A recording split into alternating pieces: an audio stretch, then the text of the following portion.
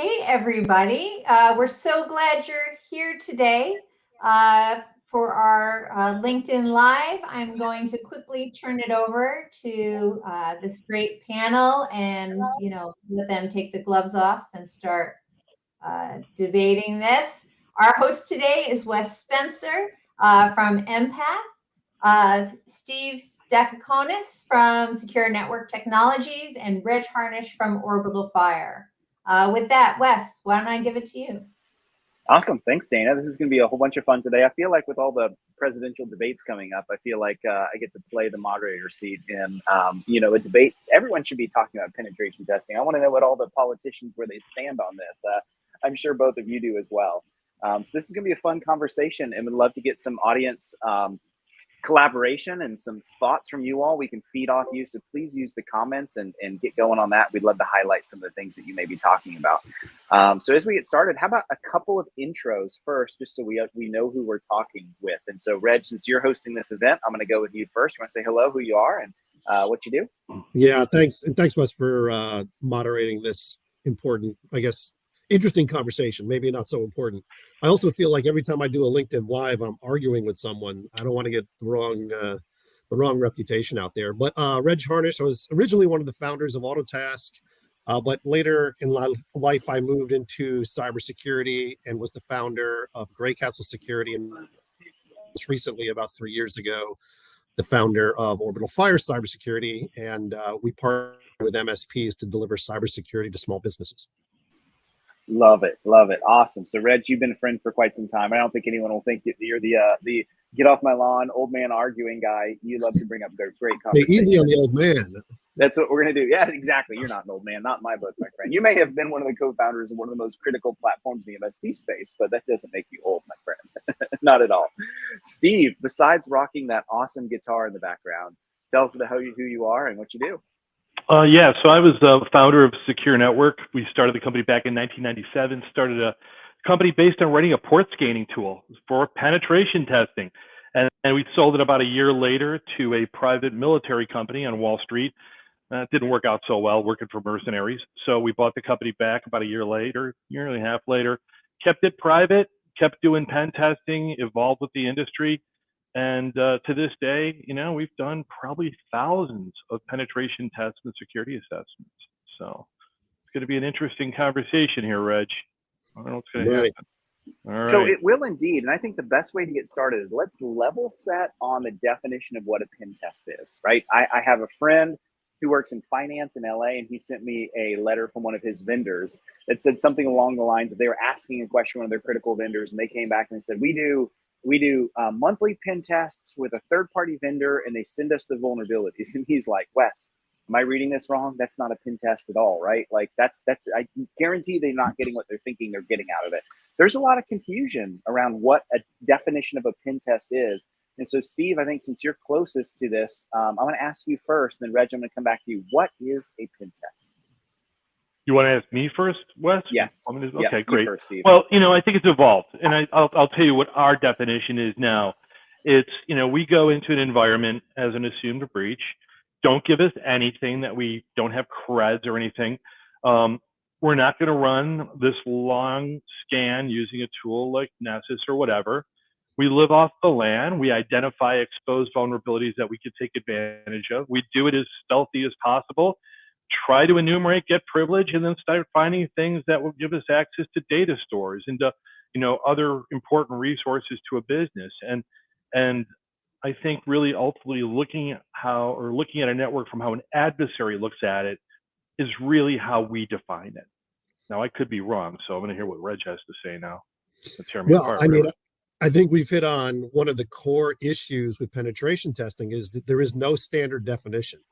There are no standards around executing penetration testing or how we measure the results or our value. Like, what's the impact on these organizations? So for me, when I think about penetration testing, and one of the reasons I've liked working with Steve and his organization is that our customers only care about 5 things: money, intellectual property, regulated data, PCI, PII, EPHI, global admin credentials, and anything reputationally sensitive. like, the CEO is, sleeping with his assistant. And unless you can compromise one of those 5 things, your penetration test is basically useless. I see so many, just like you, Wes, getting a vulnerability scan as a penetration test. For me, I've seen and evaluated so many test result documents where the third-party penetration testing firm was claiming victory because they were able to pop a firewall or something like that.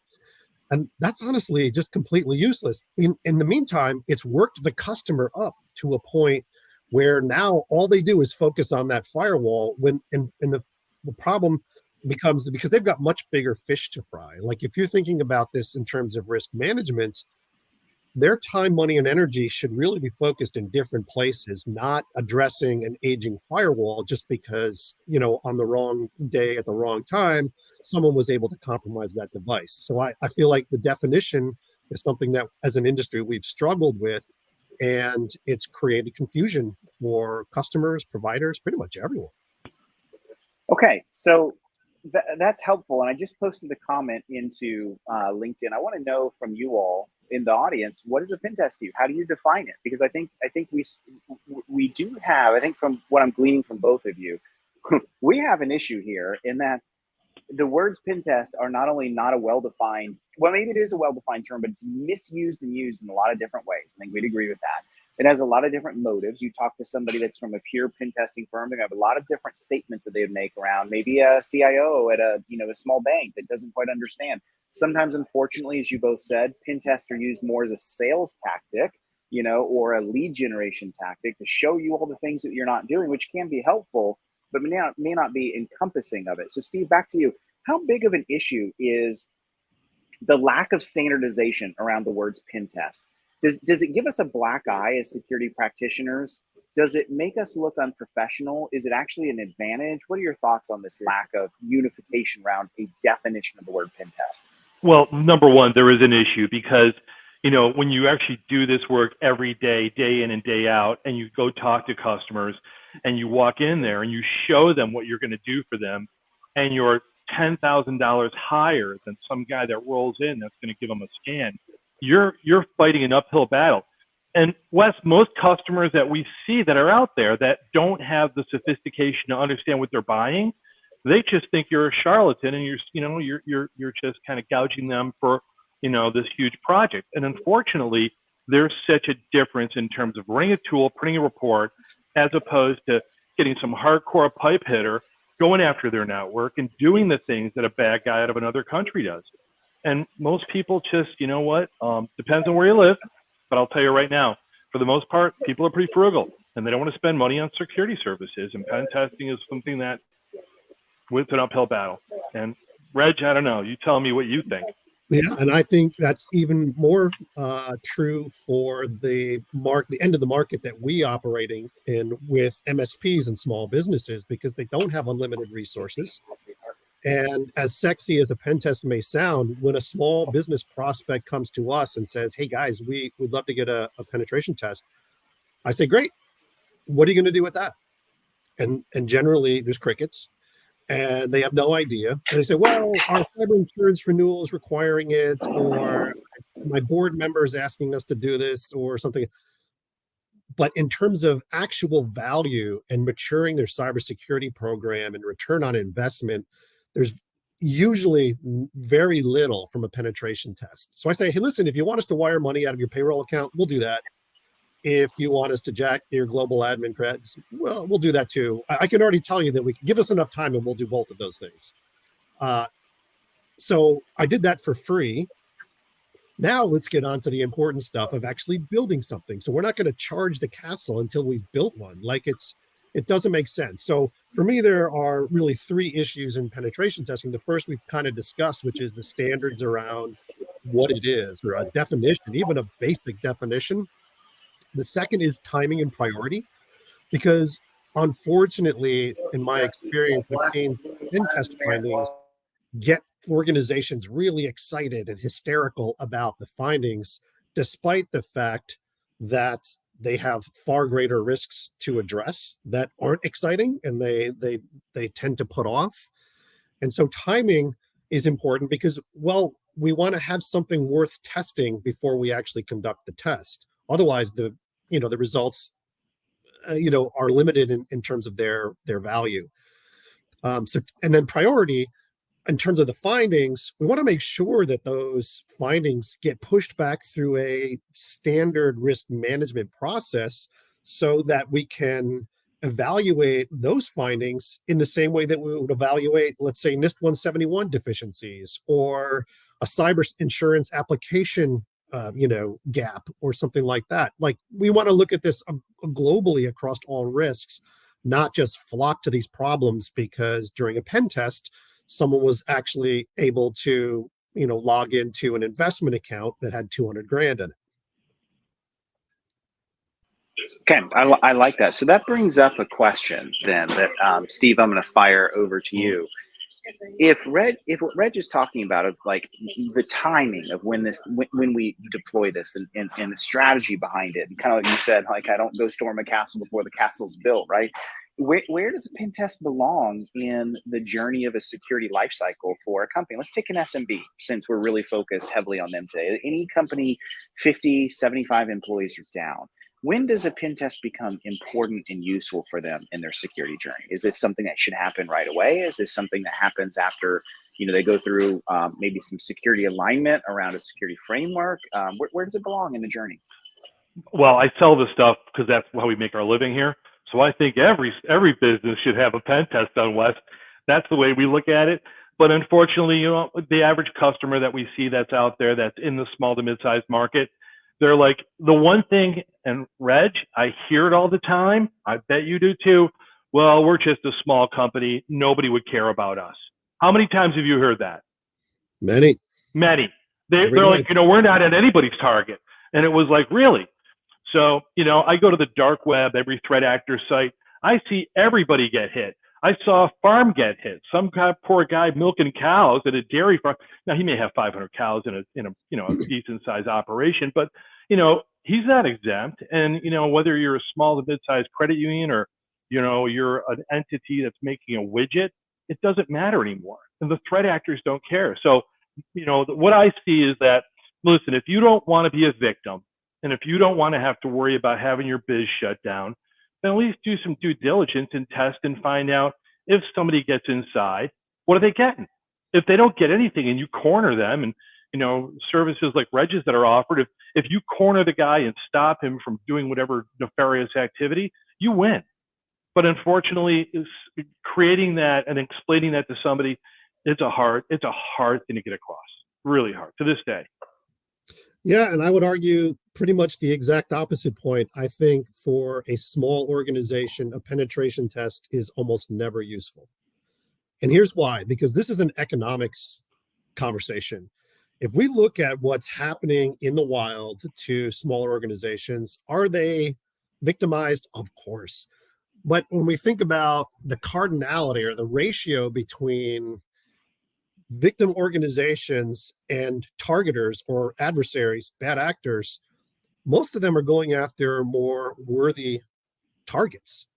And certainly the more persistent, I hate some of these buzzwords, but the more persistent, advanced threats that are out there, they're not going after a 25-person physician practice for a couple thousand medical records. Like, it's just not worth the dime. So for us, we would much rather take those resources and spend them on building, training, education, monitoring, a response capability, an insurance policy, rather than testing to confirm something we already know is possible. And, I answer this question as a small business owner. And I think for me, I would rather spend my gold coins digging a moat or putting alligators in it, or a better gate and a wall, or arrows or boiling oil, than attempting to attack my own castle. Like, it just doesn't make sense to me. At the lowest end of that market, penetration testing, it's really hard to demonstrate value. I would say the one exception is I agree that many small businesses are doing more in cybersecurity today. So I think the timing has compressed. So if you are a small organization who has invested in a cybersecurity program and it has reached some level of maturity, then maybe it is time to test. But I say, small businesses are late to this game. And I say build before test.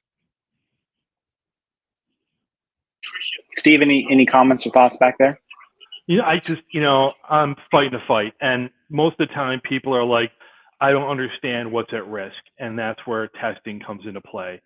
And, Reg, the only thing I got to tell you about the threat actors that I see that are hitting companies, there's a group that just nailed 4 churches. I don't know what you're going to get out of a church, a house of worship, but apparently somebody thinks there's money there. And, I see those companies that get hit in organizations. And I don't think, once again, the threat actors, they just don't care anymore, Reg. I think they're going after anybody because the possibility of insurance exists, the possibility of a payout, whether it's in the hundreds of thousands, tens of thousands, or millions, it's still money, and they don't care. And this is the most opportunistic, sophisticated criminal in the world. So, my thing is that, if you want to know how vulnerable you are, you better test and then build. And I accept what you're saying and I see your point. But once again, I'm on a certain side of the fence where I think I have to do a lot of convincing. And that's my big fight. So I spent about a month in East Africa a couple years ago. And this whole story kind of reminds me of the Great Migration. If you know about this, it's wildebeests and zebras, literally millions of prey crossing the Mara River. And those wildebeests are probably the most successful species in Africa, despite the fact that they are the lion's favorite meal. And the fact is that there are now millions and millions and millions of wildebeest and only a handful of lions. And when you think about it, through natural selection and basic animal human nature economics, the wildebeests have survived because there are so many of them. The lions just can't get to all of them. So I feel like small businesses have a huge advantage in numbers when we think about economics. And even though automation and AI have changed the game and lowered the water level to where the economics make sense for some type of attack, I still think small businesses can roll the dice a little bit. And I'm just advocating for small businesses today because they're wildebeests, like they're defenseless, but there's 32 million of them just in this country. So to actually victimize an organization does take some time. It's not completely automated at this point. So I still think if you're in that 32 million pile of wildebeests, your survival rate is going to be pretty high because there's just not enough attackers to go around. That's changing, but I think today, I think rolling the dice is a strategy. I won't call it an effective strategy, but I'll call it a strategy. So I love the conversation, and I see where both of you are coming from, right? I think both of you would agree that a penetration test is an important component. The question of where we place it is certainly something I think could and should be discussed quite a bit. I think one of the reasons, and this is kind of what I want to shift to next, and I'm gleaning this from the comments here in chat, is because there's confusion around the definition of what it is, because you can pull in maybe 5 different, security firms and ask what a pen test is, and you get 6 different answers, let alone from MSPs or other security vendors. And there tends to be that lack of definition standardization. I asked the question to Andy in chat. Andy is a cybersecurity insurance agent. He's awesome. If you guys don't know Andy, you guys should all go follow him. And so I asked Andy, I said, what are your thoughts from the carrier perspective? And Andy wrote back that he said, well, one of the problems here is that the carriers themselves have trouble differentiating between what a network scan is. I just ran maybe a Nessus scan or something like that to see what's out there versus an actual pen test. And because they don't understand, they can't even interpret the results, let alone mandate a specific, this is what we want to see in order to be eligible for cyber insurance coverage. And then Angelica sorry on the pronunciation, she made an excellent point right on this. So she said, when people get pen tests because insurance requires it, what's the scope, right? And so I want to shift this into the next section. And Steve, I'm going to lead off with you once again, if I may. What should the scope of an actual real penetration test be for an SMB? Well, in the past, and Reg, I think you've been down this road too. Historically, everybody prices this stuff out by how many IP addresses you have. So that defines the amount of effort and what's going to happen, as if you're going to look at every computer. And I think the scope of that is gone. I think truly what it comes down to is that, I don't think anybody from China or Russia will roll into your office, and then run a copy of Nessus, because they're going to set off every alarm. And I think the scope should be now, let you into the office in terms of an assumed breach. Let's go through there and let's see what you guys can do with only an address on our network and no credentials. And you know what? It's as close to the real deal as you can get, as far as I'm concerned. And if you set something off and get caught, hey, that's, kudos for you. You got some stuff that's working. You bought some tech that, is paying, it's paying off. But, how many times have you sat inside of a guy's network or company's network, throwing the kitchen sink at them, done everything, and nobody calls up and says, hey, what are you doing?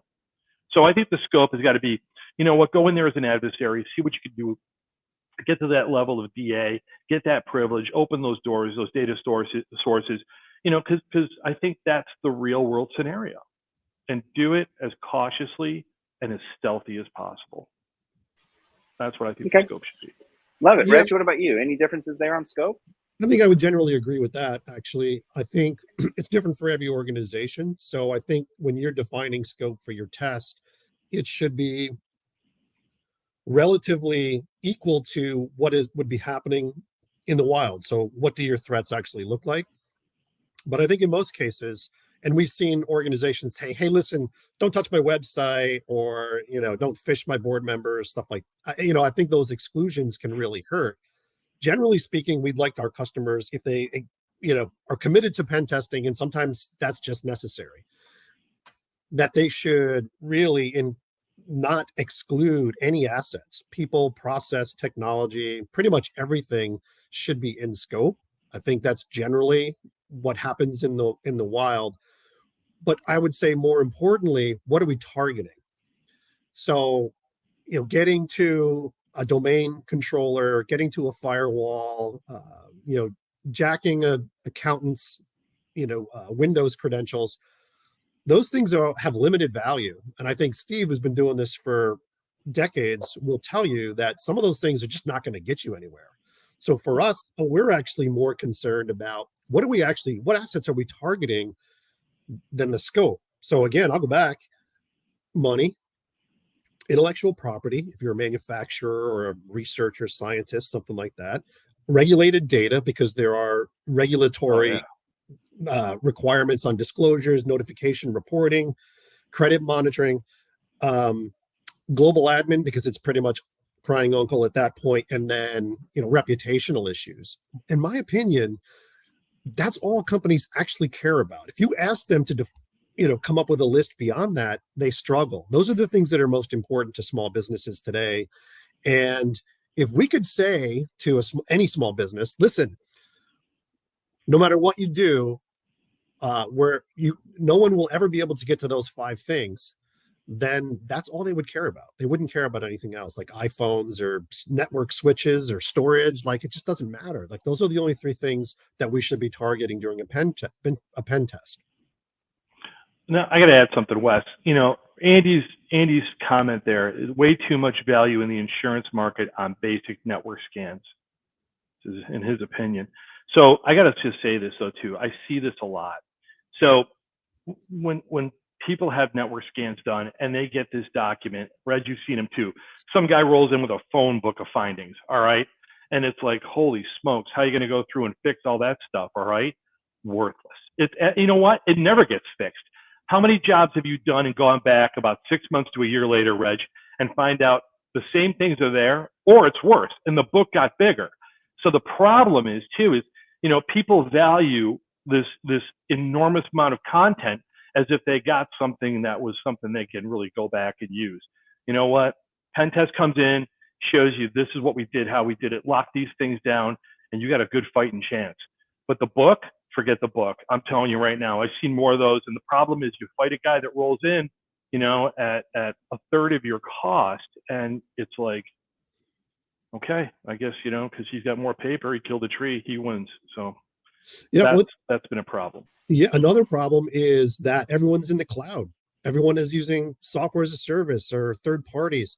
And technically, those assets need to be excluded from scope, even if they're critical assets, just because the customer doesn't own those. And so getting permission to, pen test your salesforce.com or your, S3 buckets, like that's a difficult thing too. So again, I feel like we should be focusing on the targets, not necessarily the scope, but scope should generally be everything.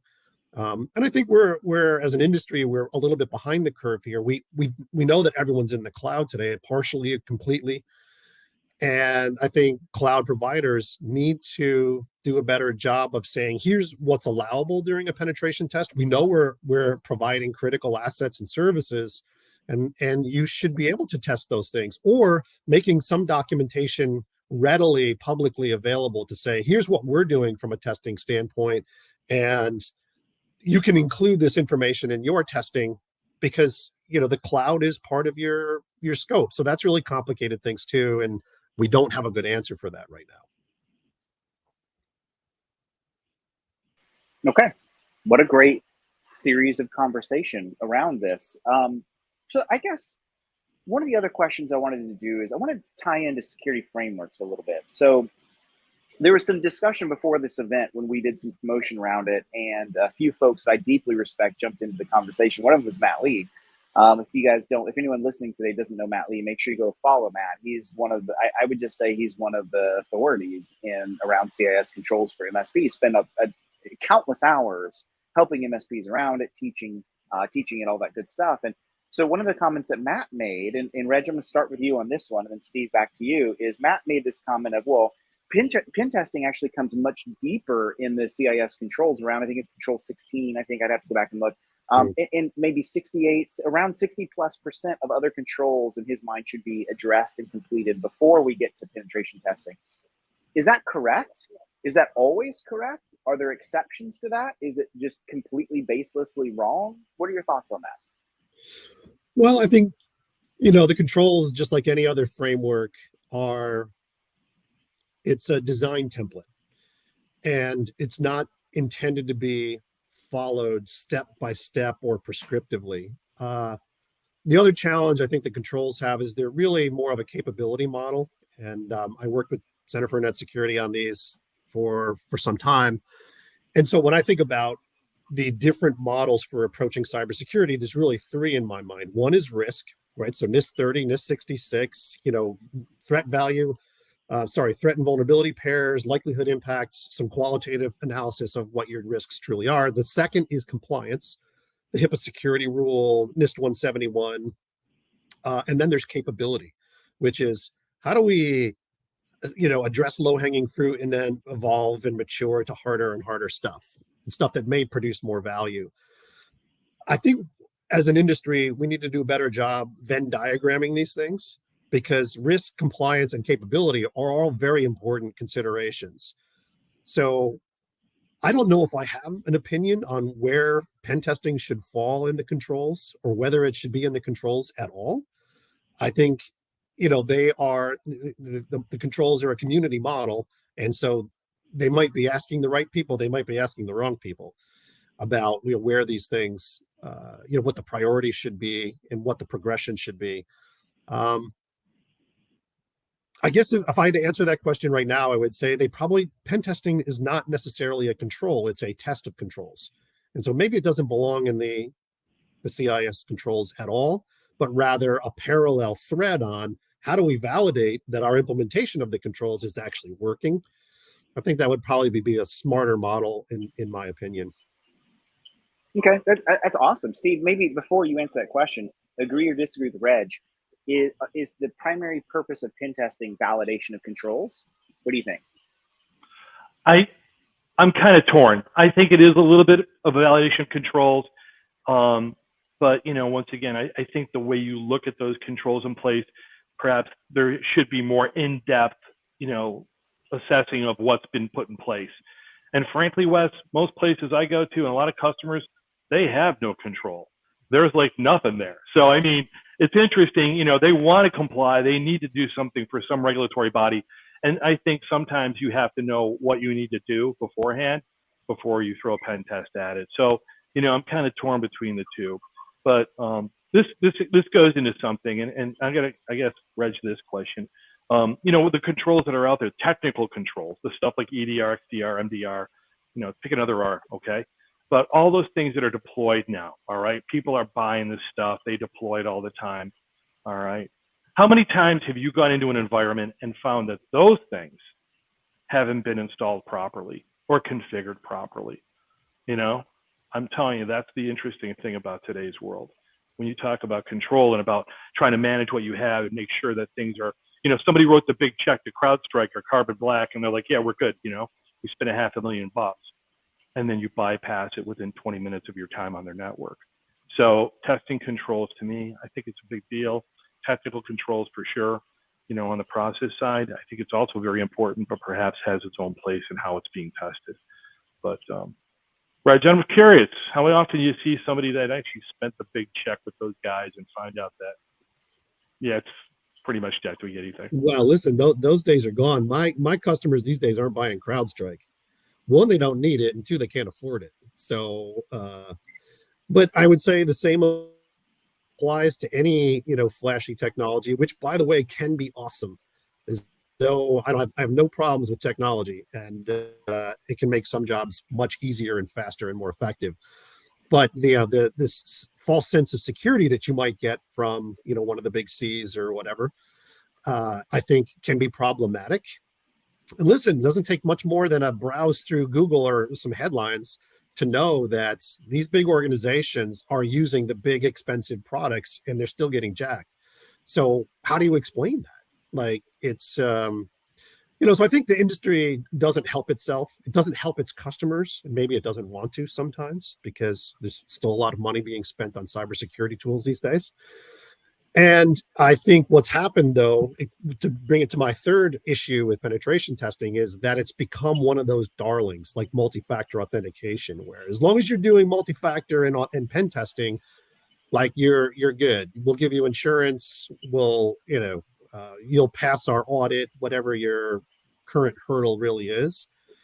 It's in every questionnaire for our customers, and we spend a lot of time fighting or debating the value of, why is penetration testing in a third-party risk management questionnaire? Like, why? What do you do with that? Like, how do you evaluate those results? Because they could change literally day by day.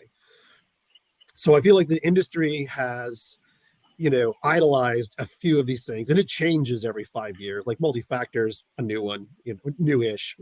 What's next? Like, and so we exacerbate the problem.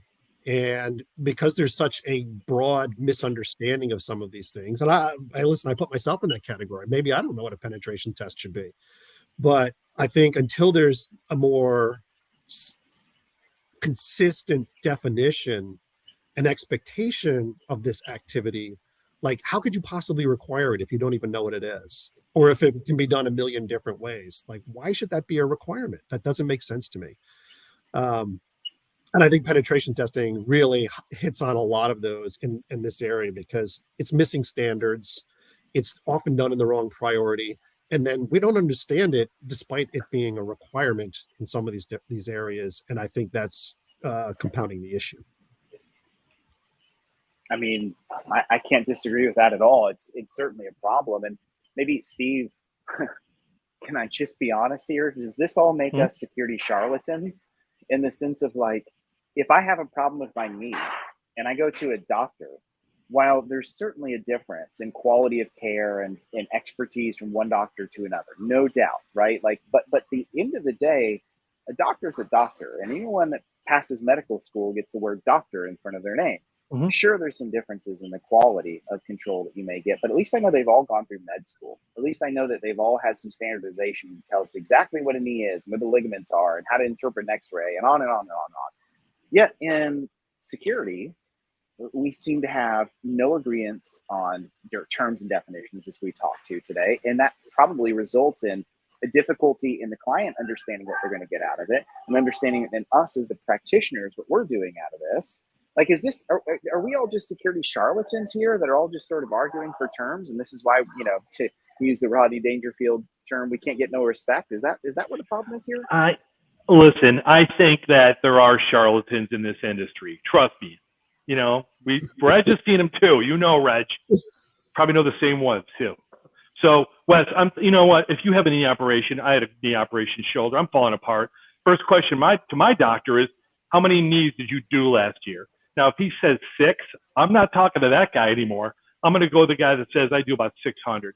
And that's what I typically, see with customers that want us to say, is this something that you're familiar with? It's like, this is all we do.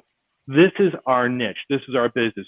But unfortunately, there's a lot of people that want to get in this space.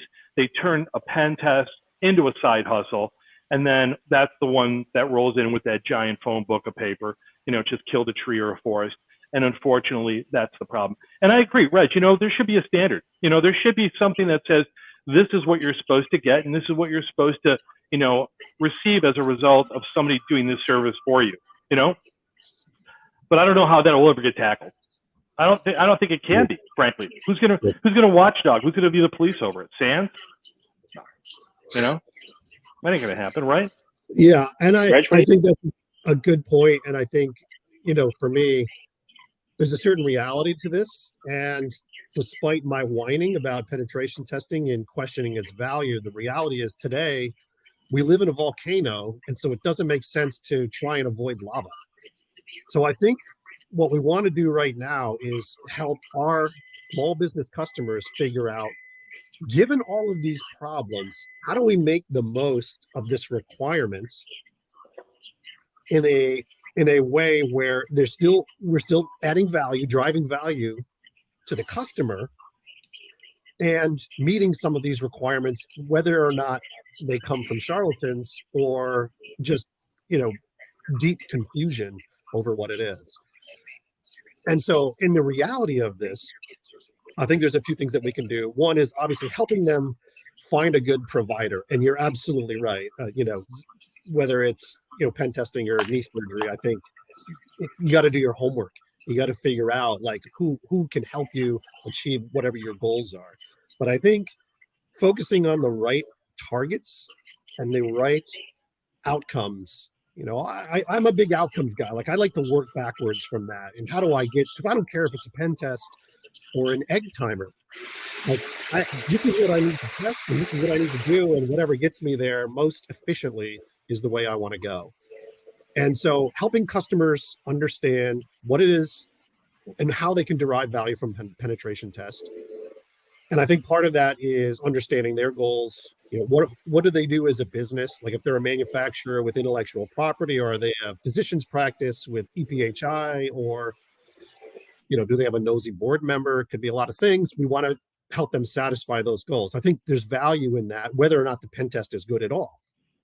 And so that's part of our job. And are we charlatans? I think it's like politics some days. Like if you're not a charlatan to some degree, man, you don't survive in this industry. But you have to get to the point where there's integrity in your process. You're adding value to the customer.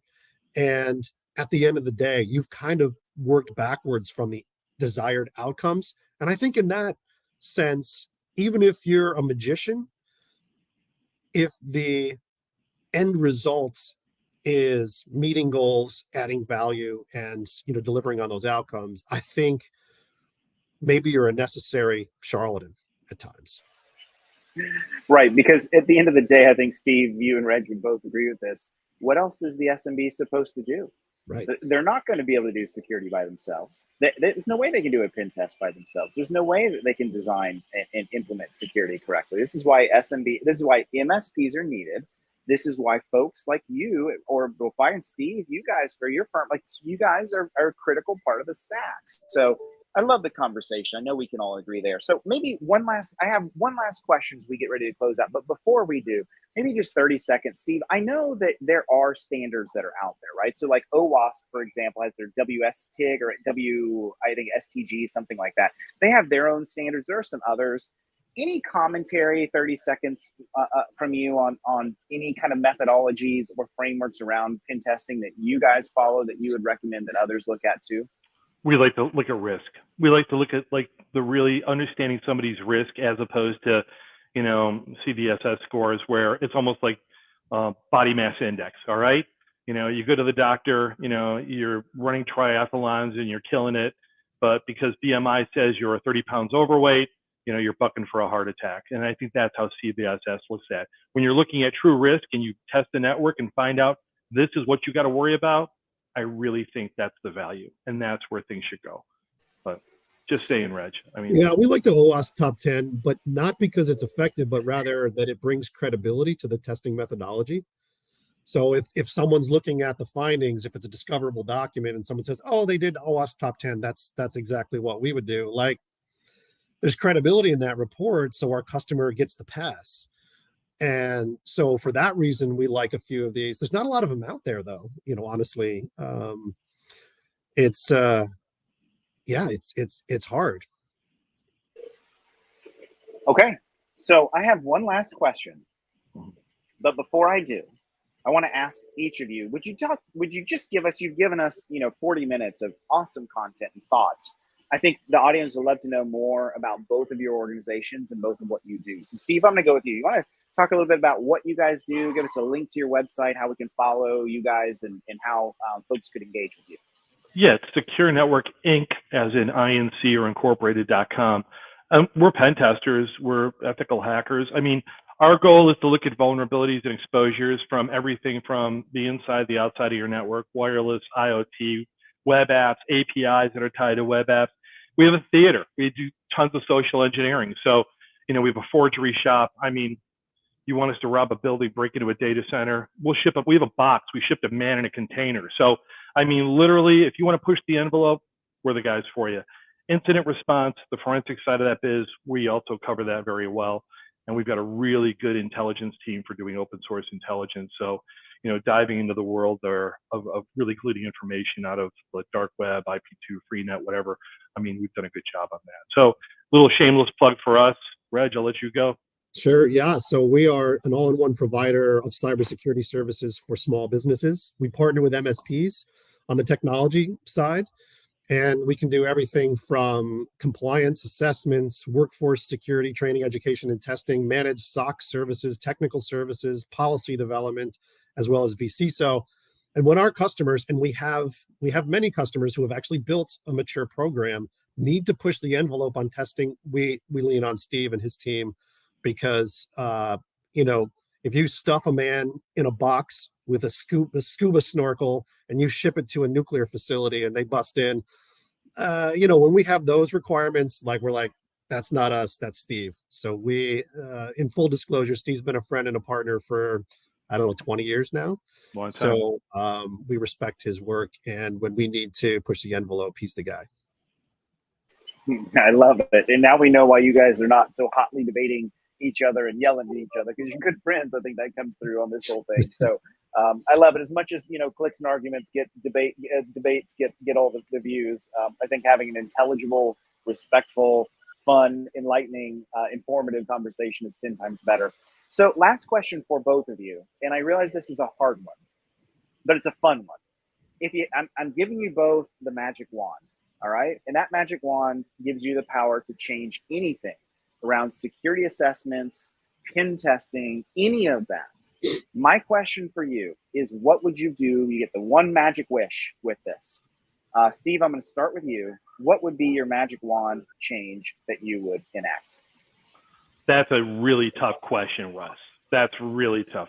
Thank you for making me go first on that. I got to tell you, I think that, I wish, I really wish more people understood that it was a value to their business. And I think that, right now it's hard for somebody to understand that this is something that they need to do.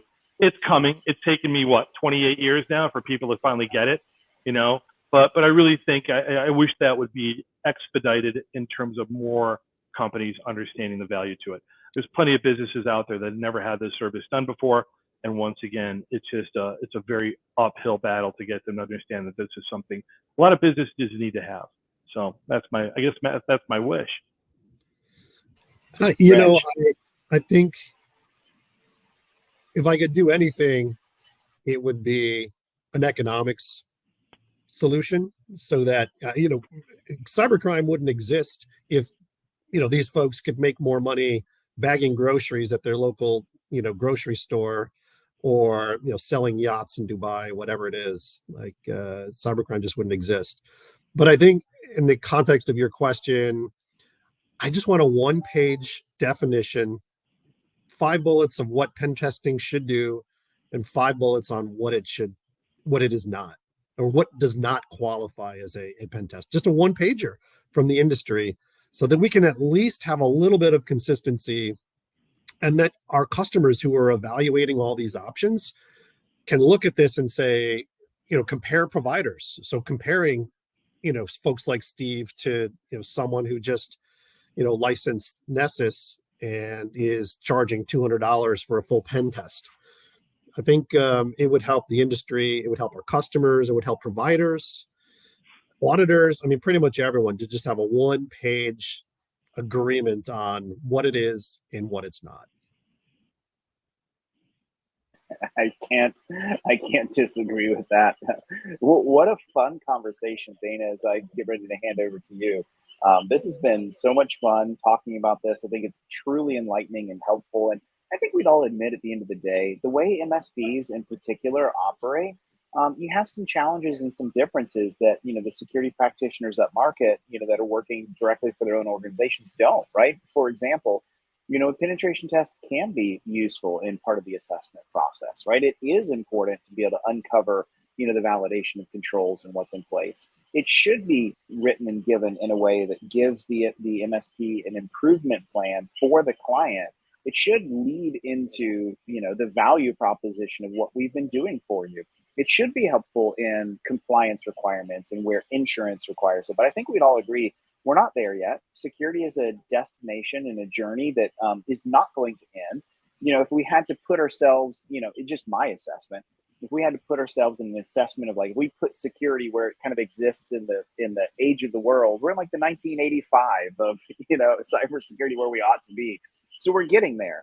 And I think conversations like this are immensely helpful, because if we can get MSPs moving in lockstep, if we can get security practitioners moving together, if we can distill the vendor FUD that comes in, that really takes away and dilutes the message, then I think we could become much better. So Reg, Steve, both of you, thank you so much for joining. This has been a really fun, enlightening, helpful conversation.